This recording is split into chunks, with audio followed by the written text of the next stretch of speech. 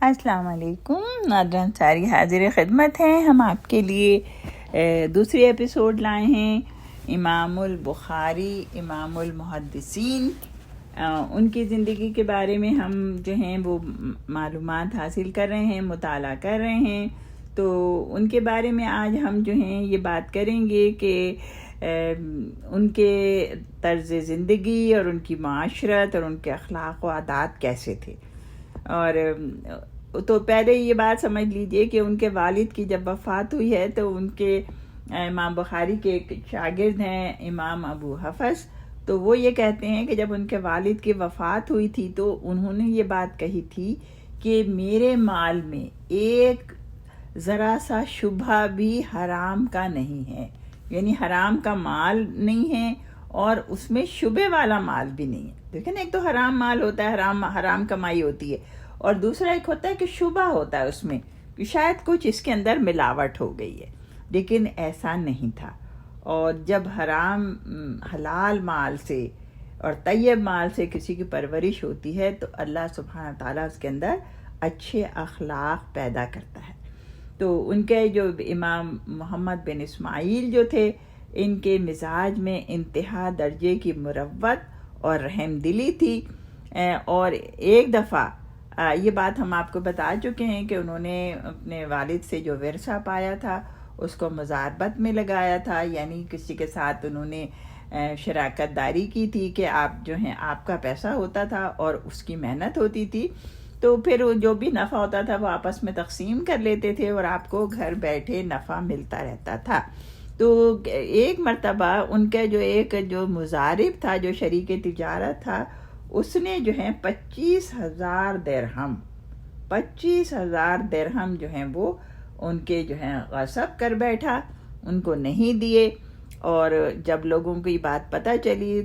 تو لوگوں نے یہ کہا کہ آپ جو ہیں ان کی شکایت کریں حکومت سے، یہ تو آپ کو دے نہیں رہے ہیں پیسے، لیکن آپ نے کہا کہ نہیں، میں جو ہوں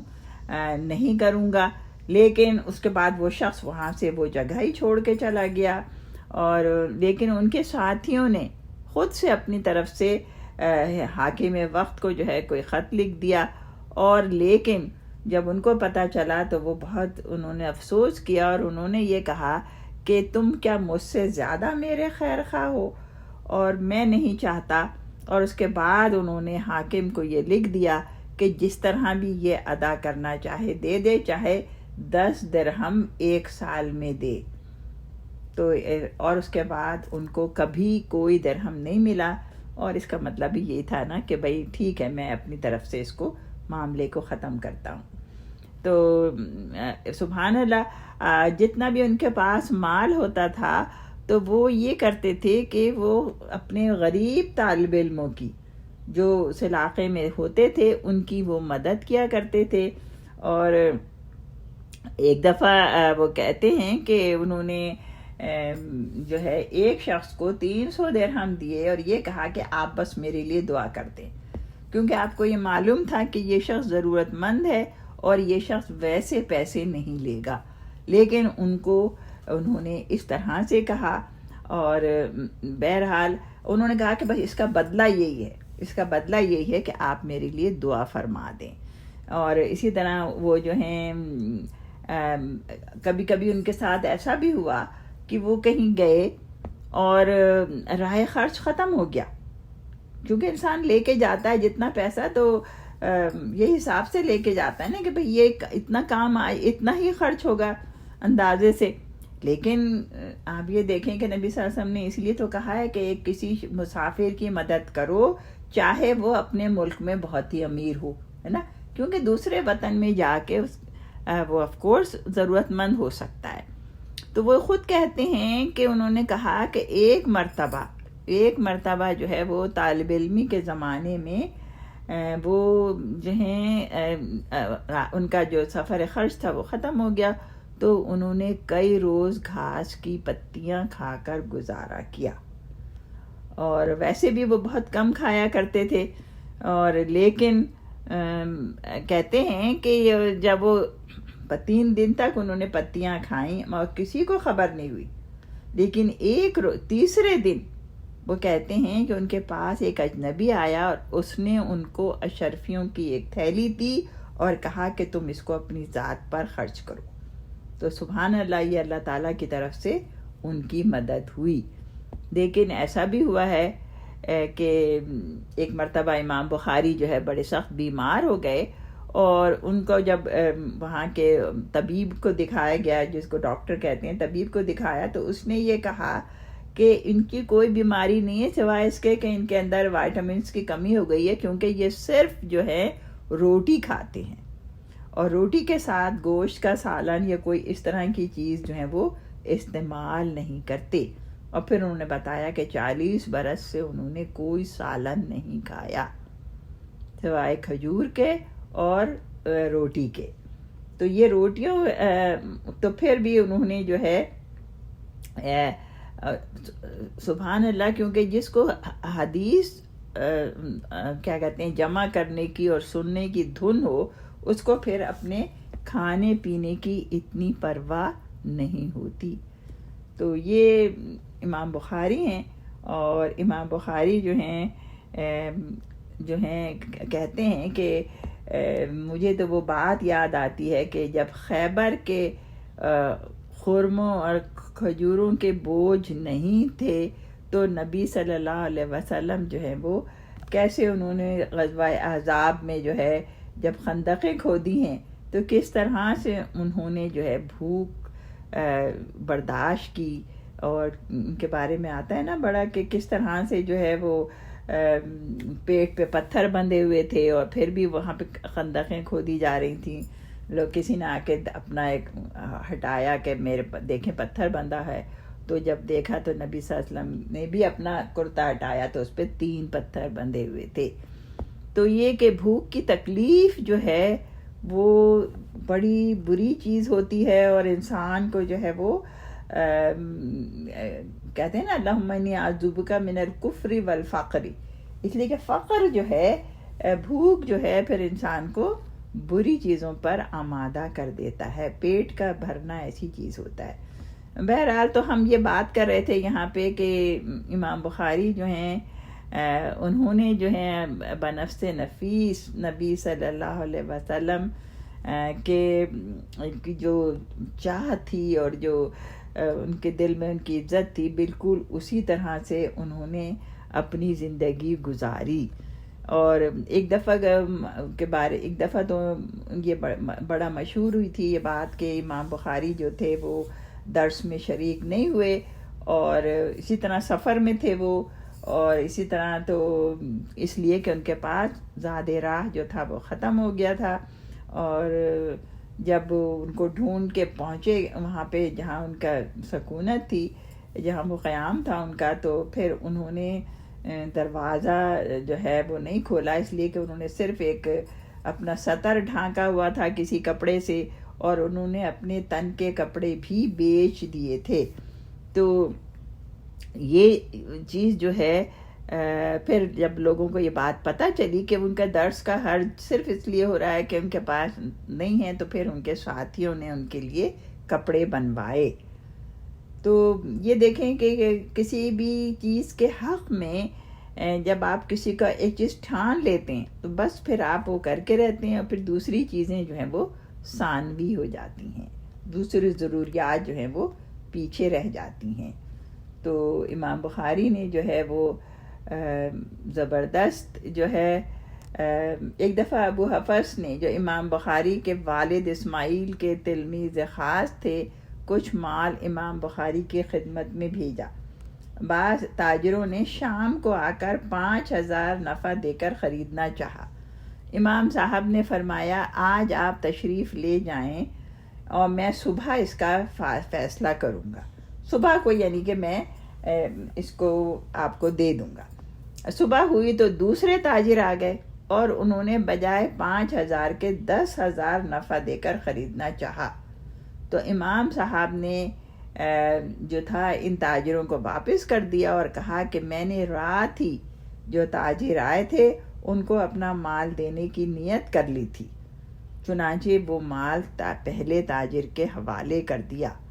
اور 5000 کے اضافے کی بالکل پرواہ نہیں کی، اور فرمایا کہ میں اپنی نیت توڑنی پسند نہیں کرتا۔ تو سبحان اللہ، پیسہ جو تھا ان کے نزدیک کمانا مقصد نہیں تھا، اور اصل چیز کیا تھی کہ اپنی نیتوں کو خالص رکھنا اور اپنے نفس کو ایثار پسند بنانا۔ تو یہ جو ہیں ایک اور ساتھی جو ہیں وہ بتاتے ہیں کہ ہم لوگ بصرہ میں حدیث لکھتے تھے، اور ہمارے ساتھ امام بخاری بھی کتابت حدیث میں شریک تھے۔ امام بخاری کو ہم نے کئی روز کتابت حدیث میں شریک نہ پایا تو تلاش کیا، تو ایک روز ابو معاشر ضریر نابینا سے فرمایا، اے ابو معاشر مجھے معاف کر دو۔ ابو معاشر نے متحیر ہو کر پوچھا کہ یہ کیا بات ہے، کس بات کی معافی مانگ رہے ہیں آپ؟ تو امام بخاری نے کہا کہ آپ نے ایک روز ایک حدیث بیان فرمائی اور میں نے آپ کو دیکھا، آپ بہت خوش ہیں اور فرط مسرت سے سر اور ہاتھوں کو ہلا رہے ہیں۔ یہ دیکھ کر مجھے مسکراہٹ آ گئی۔ ہوتا ہے نا، انسان جب سرور میں آ جاتا ہے، اور وہ بھی بیچارے نابینا بھی تھے، جب سرور میں آ گئے اور جب اپنا سر کسی خاص انداز سے ہلا رہے ہوں گے کہ جو کیا کہتے ہیں، ذرا دیکھ کے انسان کو ہنسی آئے، تو وہ ہنسے نہیں، صرف مسکراہٹ آئی تھی ان کے چہرے پر۔ تو اور جو کہ وہ تو نابینا تھے ابو معاشر، انہوں نے دیکھا بھی نہیں تھا ان کو، تو کہا کہ ابو معاشر نے عرض کیا، آپ پر اللہ تعالیٰ رحم کرے، آپ سے کسی طرح کی باس پرس نہیں۔ سبحان اللہ، یعنی اپنے اس عمل کو انہوں نے کیا سمجھا؟ مذاق اڑانا سمجھا، کیونکہ قرآن میں ہے نا کہ کوئی کسی کا مذاق نہ اڑائے۔ ہم سورہ حجرات ہم بھی پڑھتے ہیں، اور وہ اپنی چھوٹے اس پر ایکشن پر انہوں نے اپنا خود محاسبہ کیا اور باس پرس کی۔ اسی طرح غیبت کے بارے میں وہ یہ کہتے ہیں کہ جس دن سے میں نے غیبت کے بارے میں پڑھا اور سنا، اس کے بعد سے میں نے کبھی غیبت نہیں کی، اور مجھے امید ہے کہ قیامت میں کوئی شخص میرے اوپر دعویٰ لے کے نہیں کھڑا ہوگا کہ میں نے اس کی غیبت کی۔ سبحان اللہ۔ ایک دفعہ ایک شخص نے مسجد میں آپ کی داڑھی مبارک سے ایک تنکا نکال کر وہیں مسجد میں ڈال دیا۔ ہوتا نا، انسان جب چھوٹا موٹا کوئی تنکا آ گیا اس کے اندر، تو جب لوگ آپ کی خدمت میں حاضر رہے جب تک اور باتیں کرتے رہے، آپ کی نگاہ برابر اس تنکے کی طرف تھی۔ لوگوں کی نظر بچا کر آپ نے وہ تنکا اٹھا کر اپنے آستین میں رکھ لیا اور مسجد سے باہر ڈال دیا۔ یہ مسجد کا ادب تھا اور اس کا احترام تھا کہ جس چیز سے آپ اپنی داڑھی کو صاف رکھتے ہیں، اس چیز سے آپ مسجد کو بھی صاف رکھیے۔ یہ ادب جو انہوں نے کیا مسجد کا، کاش کہ ہم سب لوگوں میں بھی مسجد کا ادب آ جائے کہ مسجد اللہ کا گھر ہوتا ہے، اور اللہ کے گھر کو جو ہے وہ سب سے زیادہ صاف ہونا چاہیے، اور ہم سے کوئی ایسی چیز نہ ہو، اور اگر ہو بھی جائے، مثلا ہم پانی کی بوتلیں چھوڑ دیں یا ٹیشو پیپر پھینک دیں، تو ہم اس کو اٹھا کر صاف کر کے جائیں مسجد کو۔ صحیح بخاری جو ہے، جب ہم اس کا مطالعہ کرتے ہیں تو جامع صحیح کی سندوں میں ایسے لوگ بھی ملتے ہیں جو مذہب اہل سنت کے خلاف تھے۔ امام صاحب نے ان سے روایت کرنے میں کچھ تعامل نہیں کیا، اگرچہ خود ان کے مذہب سے وہ اختلاف رکھتے تھے، اس لیے کہ یہ بے تعصبی اور انصاف پسندی تھی کہ اگر ان سے بھی کوئی حدیث ملی ہے اور وہ پوری اترتی ہے، بالکل صحیح ہے، اور قرآن کے اس سے بھی اس میں کوئی مخالفت نہیں ہے، تو پھر انہوں نے وہ حدیث لی ہے۔ تو یہ ان کی بہترین بات تھی کہ جو حدیثوں کی اس میں جمع کی گئی۔ اور حدیثوں کا سلسلہ رسول اللہ صلی اللہ علیہ وسلم سے شروع ہوتا ہے، یہ ہم نے بات بتائی تھی آپ کو۔ رسول اللہ صلی اللہ علیہ وسلم کے صحابہ جس قدر آپ کے اقوال و افعال کے شیدا اور شیفتہ تھے، اس کا اندازہ قیاس سے باہر ہے۔ رسول اللہ صلی اللہ علیہ وسلم کے صحابیوں کی صحبت تابعیوں نے پائی اور اسی رنگ میں رنگے گئے۔ ان میں بھی رسول اللہ صلی اللہ علیہ وسلم کی باتوں کی قریب قریب وہی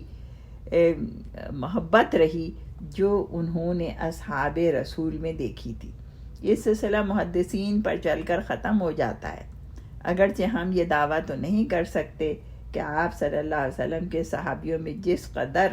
محبت اور جوش تھا، اسی پیمانہ اور انداز کا جوش تابعیوں میں اور ان کے بعد کے محدثین میں برابر قائم رہا۔ تاہم محدثین کو جو احادیث رسول اللہ صلی اللہ علیہ وسلم کے ساتھ اور ان پر عمل کرنے کے ساتھ ایسی ہی شیفتگی اور محبت تھی جس کا بیان آج جو ہے وہ ناممکنات میں سے کہا جاتا ہے۔ امام احمد بن حنبل جو ہیں وہ بہت زیادہ محبت رکھتے تھے امام بخاری سے، اور بے تحاشا جو ہے آپ کو معلوم ہے کہ ان پر جو ہیں وہ بہت ساری مصیبتیں آئیں۔ حاکم وقت نے ان کو بہت ہی زیادہ تنگ کیا، اور وہ تو بیچارے ساری عمر جو ہیں وہ اس کے اوپر ہی رہے، ان کو بے تحاشا تنگ کیا گیا، اور ان کو کیا کہنا چاہیے، جسمانی تعذیب سے گزارا گیا۔ لیکن ہم دیکھتے ہیں کہ اللہ تعالیٰ نے امام بخاری کو اس سے محفوظ رکھا اور وہ اپنے کام میں مستقل مشغول رہے۔ تیر اندازی، نبی صلی اللہ علیہ وسلم نے فرمایا ہے کہ تیر اندازی سیکھو، تو انہوں نے جو ہے وہ تیر اندازی بھی سیکھی، اور یہ اگرچہ علماء کا فن نہیں ہے، لیکن چونکہ احادیث میں اس کی نسبت اس کا ذکر کیا گیا ہے، اس لیے امام بخاری کی تیر اندازی جو تھی وہ بھی بہترین تھی۔ بڑے ماہر تیر انداز تھے، وہ باقاعدہ وہ میدان میں تشریف لے جاتے، اور اس قدر اس کے ماہر ہو گئے تھے کہ آپ کا تیر جو ہے کبھی نشانے سے خطا نہ کرتا۔ وراق کہتے ہیں کہ میں نے 2 مرتبہ کے سوا امام بخاری کا تیر خطا ہوتے ہوئے نہیں دیکھا۔ میں مدتوں ان کی صحبت میں رہا۔ ایک دفعہ کا واقعہ ہے کہ ہم لوگ فربر سے تیر اندازی کے لیے نکلے اور تیر اندازی شروع ہوئی، تو اتفاقاً امام بخاری کا تیر ایک جو ہے کسی نہر میں بنا ہوا پل تھا، اس کی جا کے وہاں پر گڑ گیا اور اس کو نقصان پہنچایا اس کو۔ تو آپ جو تھے وہ فوراً سواری سے اتر کر پل کے پاس گئے اور تیر کو جو ہے وہاں سے نکالا اور پھر آواز دی، اور پھر ہم لوگ جو تھے وہاں پہنچے، تو پھر آپ نے افسوس سے میری طرف مخاطب ہو کے فرمایا کہ ابو جعفر، تم اس پل کے مالک کے پاس جاؤ اور اس سے کہو کہ ہم سے تمہارا پل خراب ہو گیا ہے، تم اجازت دو تو ہم تمہارا پل جیسا تھا ویسا بنوا دیں، یا تمہاری خوشی ہو تو ہم سے اس کی قیمت لے لو اور ہمارا قصور معاف کر دو۔ پل کے مالک حمید بن الاخضر نے کہا کہ امام بخاری کو میرا سلام کہو اور عرض کرو کہ کچھ مذائقہ نہیں ہے، میرا کل مال اور ساری دولت آپ پر قربان ہے، آپ کچھ پریشان مت ہوں۔ امام بخاری یہ سن کر بہت خوش ہوئے، اور اسی خوشی میں انہوں نے 300 درہم غربا اور مساکین میں تقسیم کیے کہ ان کی معافی جو ہے وہ قبول ہو گئی ہے، کر لی گئی ہے، اور 500 حدیثیں روایت کی۔ اب آپ دیکھیں کہ یہ حدیثیں، وہ لوگ بہت مشتاق تھے حدیثوں کے نا، لوگوں سے سنتے تھے حدیثیں، تو وہ اکثر جو ہے نا 30-40 حدیثیں سنا دیتے تھے کسی محفل میں، لیکن وہ اس دن اتنے خوش تھے کہ مستقل حدیثیں سناتے رہے اور لوگ بھی نہایت شوق سے سنتے رہے، اور یہ ان کا جو تھا کیا تھا، یہ خوشی کا موقع تھا اور یہ انعام تھا، انہوں نے اپنی خوشی اس طرح منائی۔ سبحان اللہ، سبحان اللہ، اللہ ہمیں بھی ایسی توفیق دے کہ ہم اپنی خوشیوں میں جو ہیں وہ قرآن اور حدیث کا ذکر کیا کریں۔ شہر بخارا کے باہر ایک مہمان سرا آپ نے بنوایا تھا، امام بخاری نے بنوایا تھا، اور تعمیر کے وقت جو مزدور معماروں کو اینٹیں پہنچاتے تھے ان میں خود امام بخاری بھی شامل ہوتے تھے، اپنے سر پر اینٹیں رکھ کر لے جاتے اور معماروں کو دیتے۔ شاگردوں نے پوچھا کہ بھائی یہ آپ کو اس محنت کی کیا ضرورت ہے؟ تو انہوں نے کہا کہ یہ وہ کام ہے کہ جو مجھ کو نفع دے گا، اس لیے کہ رسول اللہ صلی اللہ علیہ وسلم نے بھی اینٹیں ڈھوئی ہیں اور انہوں نے بھی تعمیر میں حصہ لیا ہے، تعمیر کعبہ میں انہوں نے حصہ لیا تھا اور اینٹیں ڈھوئی تھیں۔ اسی طرح سے جو ہے ابو عبداللہ حاکم اپنی مسلسل سند سے بیان کرتے ہیں کہ امام بخاری رمضان میں جب لوگوں کے ساتھ نماز پڑھتے تھے تو بڑی ہلکی پڑھتے تھے، پورے مہینے میں ایک ختم کرتے تھے، اور خود تنہا نصف سے سحر تک، آدھی رات سے لے کے فجر تک، اور 3 روز میں جو ہے وہ قرآن ختم کر دیا کرتے تھے، اور پھر دن میں صبح سے لے کر افطار کے وقت ایک ختم روزانہ کرتے۔ اس حساب سے کل قرآن رمضان شریف کے 41 ہوتے۔ فرمایا کرتے تھے کہ ہر ختم قرآن پر ایک دعا قبول ہوتی ہے۔ اس میں کیا شک ہے کہ رمضان کے دنوں میں قرآن نازل کیا گیا، شہر رمضان الذی انزل فیہ القرآن، اور صاف فرما دیا گیا ہے، اور یہ بھی تواتر سے ثابت ہے کہ جناب رسول اللہ صلی اللہ علیہ وسلم سے حضرت جبرائیل رمضان میں قرآن کا دورہ کیا کرتے تھے۔ تو رمضان میں جو ہے ان کا شغف جو ہے، ان کا جو انہماک ہے اور ان کی جو توجہ ہے وہ قرآن پہ بہت زیادہ ہو جاتی تھی۔ سبحان اللہ سبحان اللہ۔ اور انسان کو جو ہے آف کورس وہ تو بہت ہی کیا کہتے ہیں بالکل آسانی آدمی تھے، لیکن بہرحال ہم لوگوں کو بھی ہم بھی الحمدللہ اس دور میں بھی، گئے گزرے دور میں بھی ہم لوگ بھی رمضان میں قرآن سے بہت شغف رکھتے ہیں۔ امام فرماتے تھے کہ حلال روزی کھانا چاہیے، سچ بولنا چاہیے، اللہ تعالیٰ سے ڈرتے رہنا چاہیے، اس کے ساتھ اخلاص اور محبت پیدا کرنا چاہیے، اور اس سے کبھی غفلت نہ کرنا چاہیے۔ طبیعت نہایت جفاکش اور محنتی واقع ہوئی تھی، جو کام خود کر سکتے تھے کبھی اس میں دوسروں سے مدد لینا پسند نہیں کیا۔ وراق کہتے ہیں کہ کتاب و تفسیر لکھتے وقت رات میں 15-20 بار اٹھتے،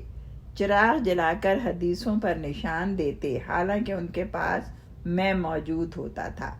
میں نے ایک روز عرض کیا کہ آپ مجھے کیوں نہیں جگاتے، میں چراغ جلا دوں گا۔ کہا کہ جو کام میں کر سکتا ہوں وہ میں کروں گا، تم جوان آدمی ہو، تمہاری نیند میں خراب نہیں کرنا چاہتا۔ تو یہ بھی دیکھیں کتنی اچھی بات ہے کہ انسان اپنے کام خود کرتا ہے اور خود جو ہے وہ اس میں خوش بھی رہتا ہے اور دوسروں کا خیال بھی کرتا ہے۔ شہر بخارا کے میں مسند درس پر جب آپ متمکن ہوئے اور انہوں نے درس دینا شروع کیا تو طالبین حدیث اور شائقین جو تھے ان کی جماعت، بہت بڑی جماعت فیضیاب ہونے کے لیے جوق در جوق چلی آتی تھی۔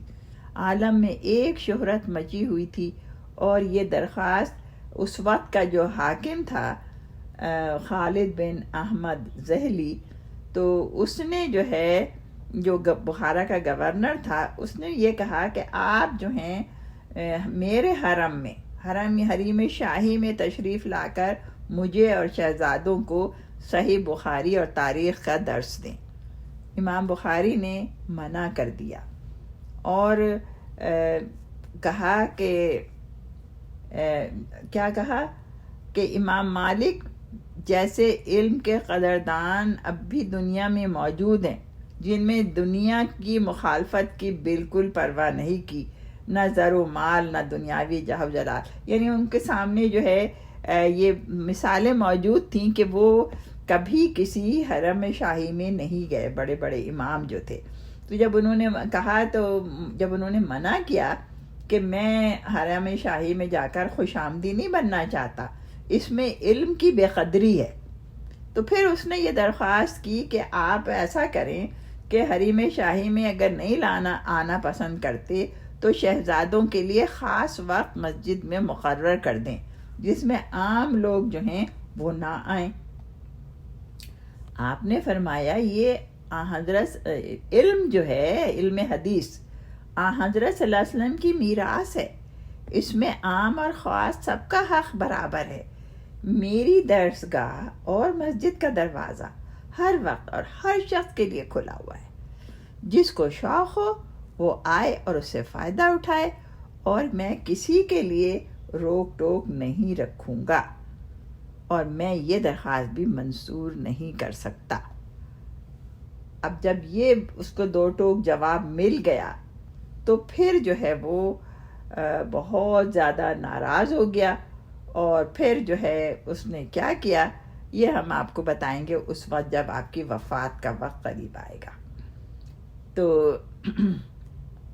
امام المحدثین اور ان کی شہرت اور مسلمانوں کا اشتیاق اور ان کے ٹیسٹ، آپ یہ دیکھیں کہ جب امام صاحب درس دیتے تھے تو بے تحاشا لوگ آتے تھے، اور بے تحاشا لوگ جو ہے نیشا پور والے بھی آتے تھے، اور سمرقند کے بھی آتے تھے، اور بخارا کے بھی آتے تھے. کہاں کہاں سے لوگ آپ کے درس کی مجلس میں شریک ہوتے تھے.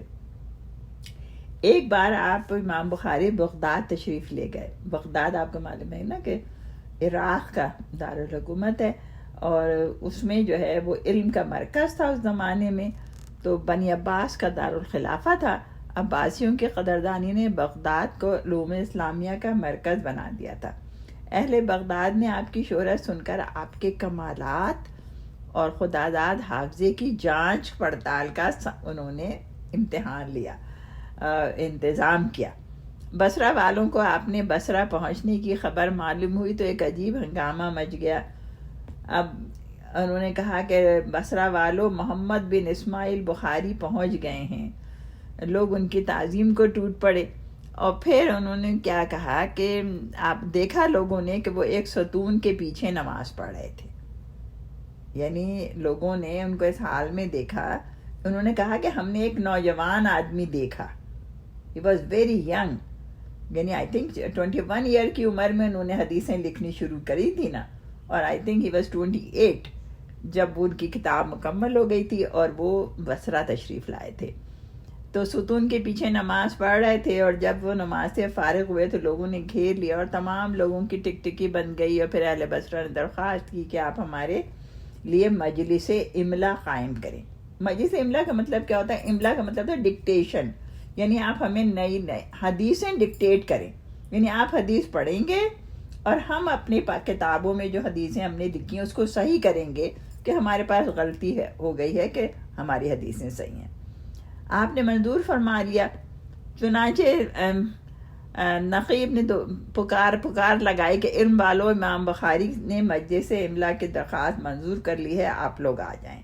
تو محدثین کی بڑی تعداد، بڑی جماعتیں جوق در جوق آنا شروع ہو گئیں، یہاں تک کہ تھوڑی دیر میں ہزاروں کا مجمع ہو گیا. اس وقت دیکھیں مسجدیں بھی بہت بڑی بڑی ہوتی تھیں، بڑے بڑے ان کے صحن ہوتے تھے، اور ہزاروں لوگ اس میں فٹ ہو جاتے تھے. تو امام بخاری املا کے لیے ممبر پر رونق افروز ہوئے، اور قبل اس کے کہ حدیثوں کا لکھنا شروع کریں آپ نے فرمایا، اہل بصرہ، آپ لوگوں نے مجھ سے درخواست کی کہ میں آپ کے لیے مجلس املا قائم کروں. میں نے منظور بھی کر لیا. میں ابھی کم سن جوان ہوں. میں چاہتا ہوں کہ تمہارے شہر بصرہ کے حدیثوں کو جو تمہارے پاس نہیں ہیں وہ بیان کروں. اس بات پر بصرہ والے حیران رہ گئے. ان کا اشتیاق دوبالا ہو گیا. یعنی وہ تو اپنے آپ کو یہ سمجھتے تھے کہ وہ تو best people in the world ہیں، ان کے پاس تو بہترین حدیثیں ہیں، بہت زیادہ حدیثیں ہیں. لیکن ان کو جب یہ پتہ چلا کہ کچھ ایسی حدیثیں بھی ہیں جو ان کے پاس نہیں ہیں، جن کا ان کو علم ہی نہیں ہے، تو وہ تو بہت حیران رہ گئے. اور سب نے پھر جو ہے وہ حدیثیں لکھنی شروع کی کہ جو لوگوں کو نہیں معلوم تھیں، جو انہوں نے آپ نے جا کے حجاز میں اور مدینے میں اور دوسرے کنٹریز میں جا کے جمع کی تھیں. اور دیکھیں اس میں یہ بات یہ ہے کہ ان کو یہ بھی پتا تھا کہ اہل بصرہ یہ حدیثیں نہیں جانتے. سبحان اللہ، علم کی انتہا ہے کہ ان کو یہ بھی معلوم تھا. اور اس کے بعد جو ہے وہ آپ نے وہاں پر لوگوں کو حدیثیں لکھوائیں اور ان کے علم میں اضافہ کیا. تو یہ دیکھیں. اور ایک دفعہ تو یہ بات ہے کہ بصرہ میں ہی غالباً تو بصرہ میں یہ ایسا ہوا تھا کہ انہوں نے ان کا امتحان لینا چاہا، اور امتحان میں انہوں نے یہ کیا کہ 10 محدث رکھے،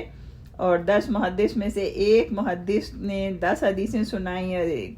اس طرح کل 100 حدیثیں انہوں نے چنی، اور ایک ایک محدث نے 10 حدیثیں سنائی، اور ہر محدث نے خلط ملط کر دیا، راویوں کو بھی حدیثوں کو بھی سب کچھ کر کے انہوں نے جب انہوں نے سنانا شروع کی، ایک محدث نے سنائی تو انہوں نے کہا لا عارف، لا عرفتہ، میں نہیں جانتا اس حدیث کو، یہ کیا حدیث ہے؟ اس طرح سب کی حدیثیں سن کے انہوں نے یہی کہا کہ لا عرفتہ، اور اس کے بعد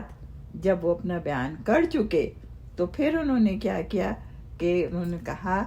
کہ اب میں صحیح حدیثیں بتاتا ہوں، اور انہوں نے ہر محدث کی طرف اشارہ کر کے تم نے یہ حدیث صحیح یہ ہے، اس کے راوی صحیح یہ ہیں، اور تم نے اس میں یہاں اس جگہ یہ غلطی کری۔ ہر حدیث کی انہوں نے غلطی بھی بتائی اور ہر حدیث کو صحیح بھی بیان کیا، اور اس طرح پوری 100 حدیثیں انہوں نے صحیح بتا دیں۔ تو لوگ جو تھے وہ